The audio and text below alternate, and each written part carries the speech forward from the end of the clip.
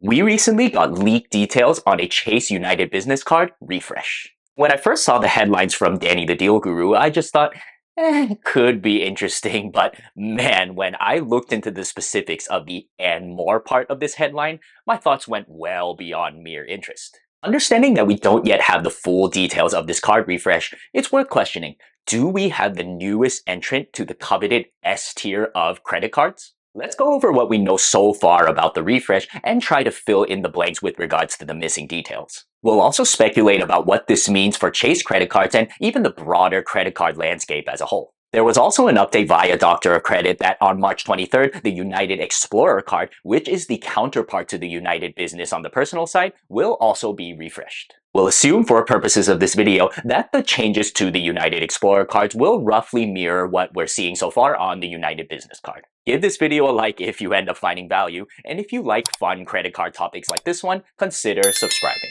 We'll start with how the United Business card currently looks. Remember, these are leaked details on its supposedly looming refresh, and so nothing has officially changed. The United Business currently has a $99 annual fee, and its more notable benefits are free first check bag, 2 United Club one-time lounge passes per year, priority boarding, 5,000 miles each anniversary when you also have a personal United card, and $100 in United travel credits after 7 United flight purchases of $100 or more each year. Okay, that last one isn't that great, but since it's going to change, we have to bring it up here. The card also has a bunch of category-based multipliers, none of which I'd recommend to anyone except maybe the 7X on United flights, and a welcome offer of 100,000 miles for $5,000 of purchases in the first 3 months. Succinctly, it's a good to great keeper card for anyone that at least flies with United for a bit, as you can easily get more than $99 of value from the free check bag and the United Club passes. So, what's going to change? First off, the annual fee will go up to $150. No surprise with the annual fee increase. Let's see if the other changes can justify, or better yet, more than justify, the $51 annual fee increase. Just speaking on year 1, the bonus will go up to 125,000 points, so 25,000 point increase, or an average $325 to $350 in value per some valuations online. The United travel credits will be up to $125 instead of $100, and it will require 5 instead of 7 United flight purchases of $100 or more each year. An improvement for sure, but the requirements may still be hard to hit for many of us. If this was the only change to the card's benefits, then I would say that the card overall got worse, but thankfully there are a host of other new statement credits. We have $25 annually on Fairlock, $100 annually on prepaid hotels paid directly through United Hotels, $100 each calendar year on rideshares, $50 in United travel credits annually when you book with Avis or Budget directly through cars.united.com, $100 annually on flights directly booked through JSX, and $120 on Instacart each calendar year. Wow, that was a mouthful. Note that all of these, except maybe Fairlock, need to be paid with your United Business card in order to trigger the credits. Also, while they're all mentioned as being yearly credits, it remains to be seen whether these are truly annual credits. I'm pretty certain that the $125 travel credit for 5 United flight purchases and the $25 Fairlock credit will be annual. The former because the current version of the credit is annual, and the latter because of the small amount. Let's take a logical guess on the frequency of the other credits. Note that the $100 rideshare credit and $120 Instacart credit are stated as calendar year, while the $100 hotel credit, the $50 travel credit for Avis or Budget, and the $100 JSX flight credit are stated as annual. I'm thinking that the annual credits will truly be annual, while the calendar year credits will be broken down into smaller increments. I'll go with $25 quarterly for the rideshares and not monthly, just because $100 isn't a multiple of 12. $120 is though, so the Instacart credit will be $10 monthly. This would make the two credits harder to maximize. Then on the truly annual credits, if I'm right about that, they're fairly specific and wouldn't be particularly useful for people who, for example, don't have JSX airlines around them, or who can find better car rental prices on platforms other than cars.united.com.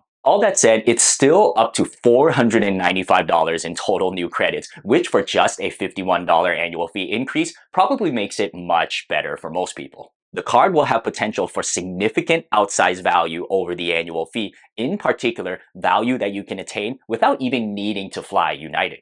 I think this makes for a great case for this card to be an S tier card. But of course, to determine the appropriate tier for you, assess the organic value of the credits for yourself. For those of you who remember the refreshes to the American Express Gold card, Hilton cards, and Delta cards over the past couple of years, then maybe this refresh to the United Business card isn't too surprising. Higher annual fee and multiple statement credits that, if fully utilized or even partially utilized, will get you more value than the annual fee increase. What may be surprising, however, is that a refresh like this is happening on a Chase card and not an Amex card. We may be seeing Chase's early moves as part of a long-term plan to refresh its cards in a similar fashion as Amex has been doing.